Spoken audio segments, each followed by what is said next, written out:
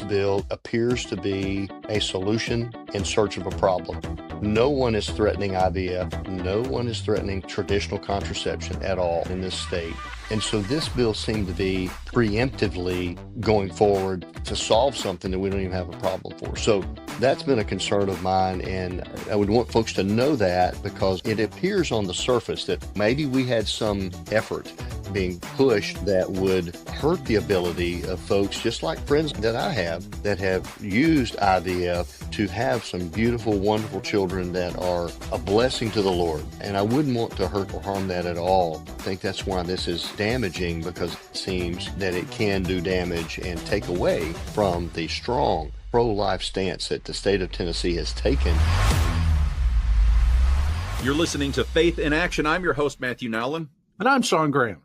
We lead Conservative Christians of Tennessee, and we are thankful you're listening to this show. Conservative Christians of Tennessee exists to analyze political policy and politicians in Tennessee, and all from a conservative Christian worldview. We want to glorify God by helping you to glorify God, so please don't hesitate to send us any questions or any comments via email. You can reach me directly by emailing matthew@tnchristian.com. Or Sean, SHAWN, @tnchristian.com. You can also follow me on X. I'm @MNBookman. Today's show is sponsored in the West Tennessee area by the #1 lawn care company in the Mid-South, Herbie Systems. Spring is here, and without enough nutrients, your lawn becomes more susceptible to diseases and pests. To effectively keep weeds away from your lawn, trust the experts at Herbie Systems. Call 901-451-8214 today and let them kill your weeds. Our scripture for today is from Proverbs, the 4th chapter, verses 5-9. Get wisdom, get understanding. Forget it not, neither decline from the words of my mouth.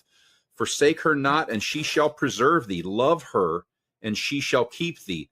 Wisdom is the principal thing. Therefore get wisdom, and with all thy getting, get understanding. Today's guest is a true friend of the program, and more important than that, we can attest to his bold stand leading the fight for conservative Christian issues and morality in our state. Representative Chris Todd is a lifelong West Tennessee resident, and Chris and his wife, Melissa, they've been married for 33 years now, and they've got 3 adult kids, and Chris has been active in this community and active at West Jackson Baptist Church for decades. Chris serves the people of District 73 in Madison County area. He's currently serving as the chairman of the House Agricultural and Natural Resources Committee. Welcome to Faith in Action again, Representative Chris Todd. So glad to be with you. Yeah, I know we're rolling through the session. Things are about to come to a screaming halt. I can tell by the speed, the pace, everything. But I want our listeners to know that you've been a great asset in pushing not just good bills, truly great, morally Christian, upright bills. And I want to thank you. You helped us with the drag show bill that you ran. And your bold stance for the children of our communities. You led the fight for that in Tennessee, and we owe you a debt of thanks for that. So thank you, sir. I appreciate that. Well, I'm certainly honored to be able to do that. And, most of this stuff is really common sense. And so it's pretty amazing when you get pushback from certain segments of our population on things that most anyone you'd meet on the street is going to say, well, that's just common sense. Right. But I'm glad to do it. Well, you've been an honor to work with, get to know you and your community. It seems like I keep bumping into you in Jackson a lot.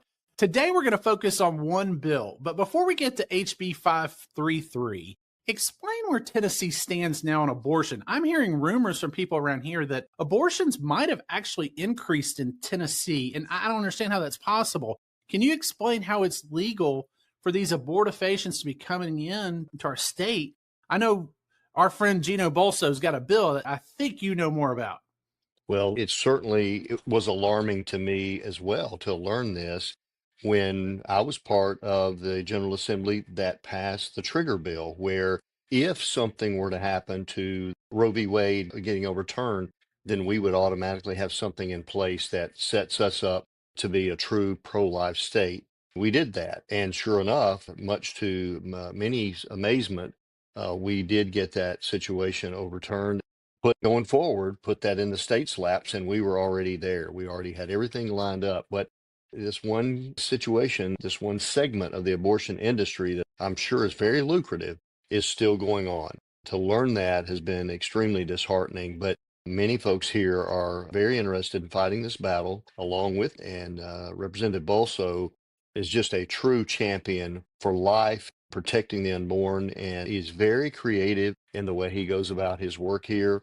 and I'm very supportive of his efforts.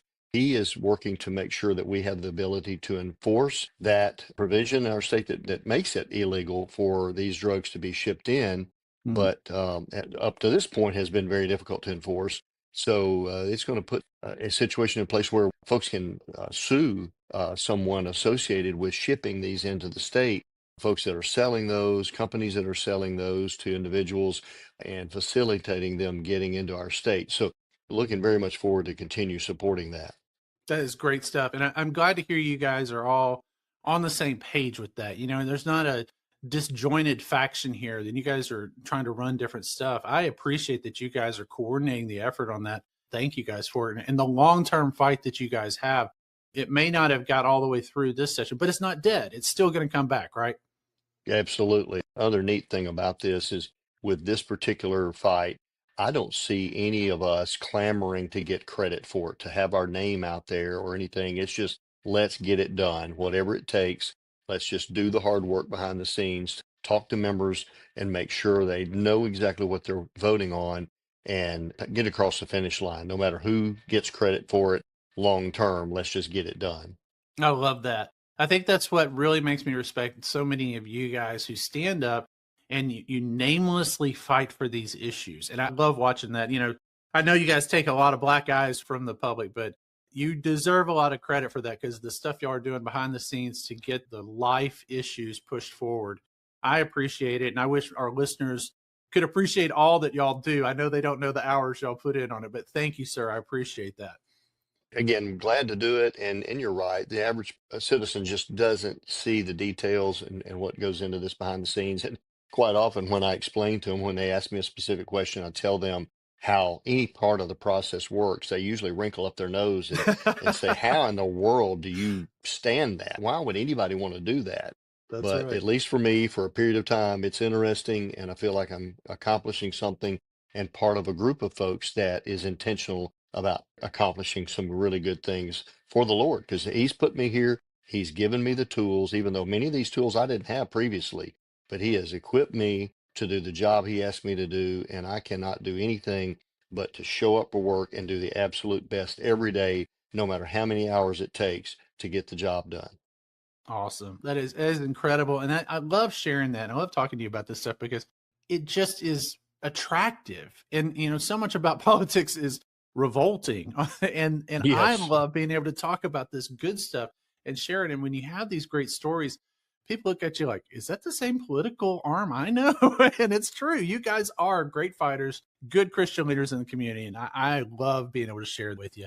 Now, Well, and I there's appreciate you sharing that with folks because they see the mainstream media and they are reporting the exact opposite.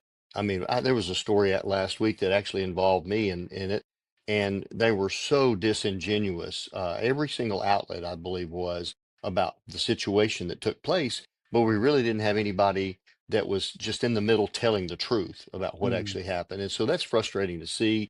But folks like you are doing the hard work behind the scenes to get the actual truth out. And that's just part of the process that we need so much. So I thank you. well, I've got you here today for a specific purpose. So I'm going to get to it. We're going to talk through HB 533. Listeners, I need you to understand that the number of this bill is it's going to be very important. We want you to remember HB 533, the misleadingly titled Fertility Treatment and Contraceptive Protection Act. Chris, explain to our listeners what is this bill and how could this be a bad thing? Well, it's a bill that was presented as just as you mentioned, but once you dig into what it does, it ensures the right to IVF treatment and all those components with that, as well as contraceptives as defined in federal law. And so when you look at the federal law, this is the first concern I had is it includes the morning after pill. And that is certainly a concern because there's not a consensus on what these morning after drugs actually do. I've read a number of medical reports and opinions about it, and I don't know that the science is complete on it, quite frankly. So Right. the concern is that it doesn't just prevent conception, it may, after conception, prevent implantation and the survival of that embryo. And so that in itself would be considered, in my opinion, an abortifacient. So that's where that concern comes in. So guaranteeing that really gives a lot of us a great concern. And then on the IVF side as well, there's some concerns there with parts of that process that involve fertilized eggs that don't get used. Well, what happens to those? And just questions that come up surrounding that we didn't really discuss that much of. And if you're not on the committees that this bill goes through, then the first time you see it, as I did, is on the House floor. Now, Mm. about a week out before this, I happened to see it coming, and I started asking questions. Okay, what is this? I see it, but I've not heard anything about it. And so fortunately, we had some folks in the pro-life world feed me and some others information so that we knew what we were voting on when it hit, and we knew to be concerned and oppose it if it could not be amended. And there was an attempt to amend. Representative Bolso had, again, a very strong amendment for this that would have fixed it and made it very secure from a pro-life perspective, but that was not accepted. That was rejected by the House. And so then we went down the road of ultimately adopting the bill without that amendment, and that's what's before the governor now. I find some of the architecture of this bill to be extremely disturbing. You're reading through it. It says the laws of this state do not prohibit an activity associated with fertility treatment or contraception. And I do not understand all the legalese because I'm not a lawyer here, but that line really bothers me. The fact that you're going to have contraception thrown in with fertility treatments, two very contradicting terms when it comes to protecting life and reproduction. I don't understand how that can be something that everybody jumped behind. Chris, you read it. You had other people reading through this. Are legislators just too busy and not able to see that kind of wording and have a red flag? Because that line to me scared me. I said, wait a second, that's very much modern, reproductive health kind of language in there. Right. I was instantly aware of that. And I don't know that everybody knows to look for that stuff, or do they just not see it? Generally, they don't see it. I mean, if you're Mm. on the committee where this gets discussed, you may have one or two chances to actually see and read the language of the bill. But even then, there's so many things coming through a committee, unless someone brings it to your attention and says, hey, this is a concern, then you may not take the time to read it because the volume of what we're dealing with is so great. I mean, we had between 1,400 and 1,500 bills filed. I don't remember the exact number, and we're seeing a lot of those bills in committee and then even to the House floor. I mean, we went through, I don't even know, at least 60 something today on the House floor. And we started at 10 this morning and had a break for some committees after lunch. So we've covered a lot of ground, and you can't read every one of those. And this is no different. I didn't even get to read the entire bill as it was written. I was really focused on Representative Bolso's amendment more than anything else because that's what I knew we had to get on there for me to ever support it. But the fine details of the bill, I did not get into. I just knew from, again, folks that had done this, and we rely on folks just like Tennessee Right to Life, wall builders, just like many other groups that are watching for legislation like this. They see it introduced in multiple states sometimes, and so they're aware of it, and then they let us know, hey, this has already been tried in four red states or whatever, and it failed. So y'all just need to be aware of this. This is coming, and here's the problem we have with it. The way it's written, here's an issue. So we truly rely on folks that are interested in these topics to get with us ahead of time and explain what the concern is so that we can then share that with our colleagues and take action on it.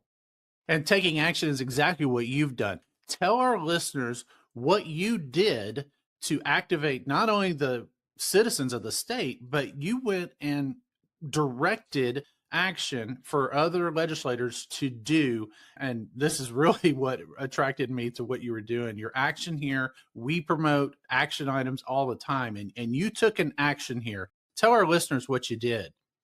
Folks want to see action, that's for sure. Folks that I see at home in my district and across this state demand action. They don't want just somebody doing something to pass the time and make things look good. They really want us accomplishing good things, and killing bad bills is one of the most important parts of that. So when this got through, with just 54 votes. It takes 50 votes to pass a bill in the House. It got through with 54 votes. It was very close, and I knew that if the governor were to veto this bill, then it would probably not pass when it came back before the House. I don't know about the Senate. I didn't follow it over there, but at least for the House, I don't believe there would be enough votes to pass it. It takes the same number of votes to override a veto as it does to pass a bill. So from that standpoint, you would think it'd be easy. But this would be the first veto that Governor Lee has issued if he does issue this veto. So that's significant in itself. And I knew that if that happened, plus folks got information after they voted that they probably didn't have beforehand, it would not pass the second time. I'm confident it would not pass the veto override. So I have written a letter along with a few of my colleagues, many of which signed on to it, that implored the governor to veto this bill. And we explain why. We go through all the details of what it did and how it passed, and even some lack of information that folks had that based their votes on that. So we're waiting to see if the governor does that. I know there are other groups reaching out to him to do the same thing. And this is one thing folks can actually take action on themselves. They can write the governor, they can send an email, they can call in as well and implore the governor to issue a veto on House Bill 533 so that we don't have this go into law. I think that is very, very important in this process, and folks can do their part and play a role in that.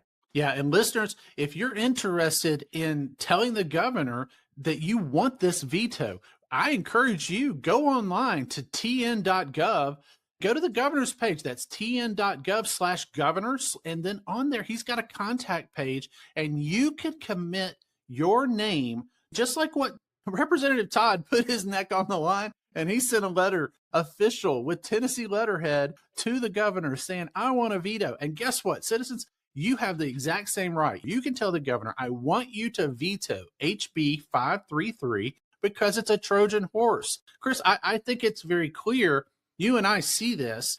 This is a Trojan horse bill for Planned Parenthood to enact more abortions and abortifacients, right? There is no question about that. Planned Parenthood supported this. The ACLU sent out emails supporting of this. I think every Democrat on the House floor voted for this. Of course. It was very telling what was going on when we saw and we heard these things, but yet some, I guess, just didn't add it together and realize just how far it went. But it absolutely is a foot in the door to open up other things that will allow folks to abort human beings and to kill babies. One of the concerns I had about this bill is it appears to be a solution in search of a problem. No one is threatening IVF. No one is threatening traditional contraception at all in this state. And so this bill seemed to be preemptively going forward to solve something that we don't even have a problem for. That's been a concern of mine, and I would want folks to know that because it appears on the surface that maybe we had some effort being pushed Right. that would hurt the ability of folks, just like friends that I have that have used IVF to have some beautiful, wonderful children that are a blessing to the Lord. And I wouldn't want to hurt or harm that at all. So that's not happening. There's not an effort to do that. And so I think that's why this is damaging, because it's actually, there was no reason for it other than it seems that it can do damage and take away from the strong pro-life stance that the state of Tennessee has taken and is noticed by the entire country and even the world. And right now, this is prime time. This is where folks can take action and get involved in the process. Even if you didn't know about this bill beforehand, now you do.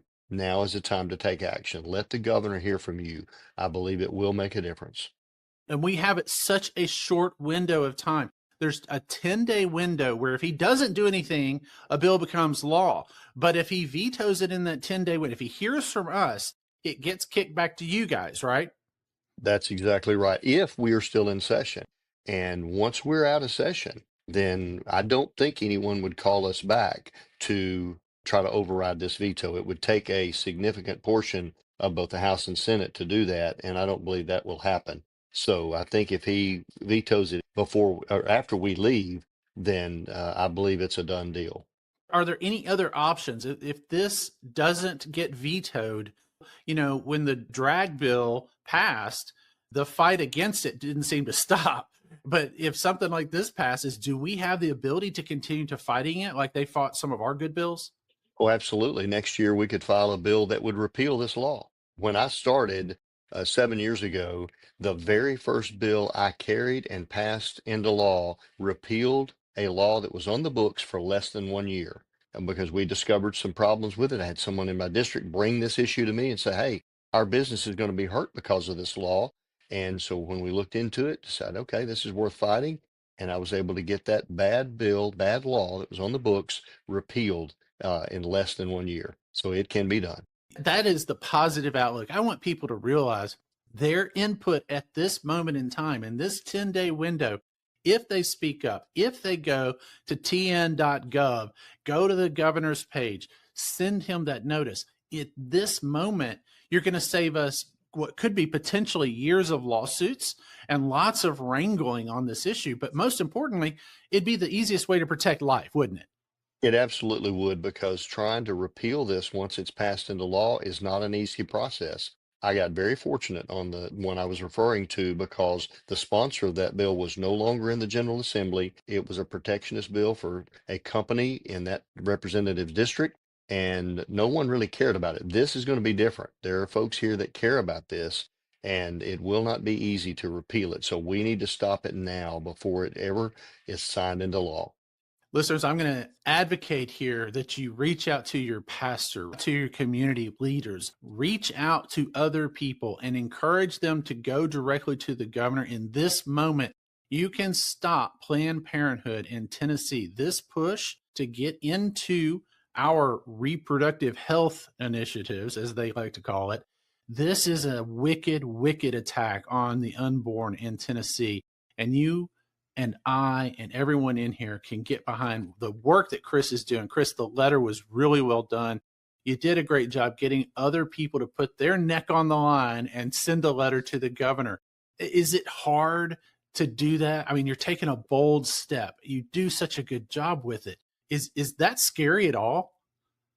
I don't know about scary, but I go into every situation assessing the situation for pros and cons. Is there something that I could be doing that may hurt the cause? So I always assess that first. And then, okay, if it can't hurt the cause, is it really going to help? Is it going to do something, or is it just going to kind of be something that's out there to make a statement? And this was something I believed truly could have a positive effect.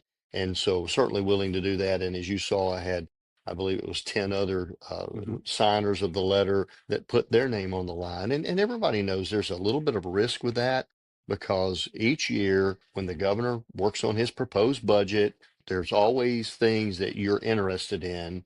Most everyone up here has something that they generally ask the governor to include in the proposed budget, because if that's done, then it's a lot easier to keep it in the budget versus trying to add it through the legislative process here. So keeping it in is easier than putting it in. I will say that.